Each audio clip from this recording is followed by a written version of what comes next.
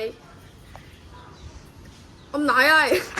Ôi dồi ôi, cái đầu tôi cũng ngứa thế, không biết có tiền để mua hồng được không? Ôi dồi ôi, chỉ còn 1.000 thôi các bạn ơi, phải là sao đây? Không ra nhưng mà đây có cắt đâu.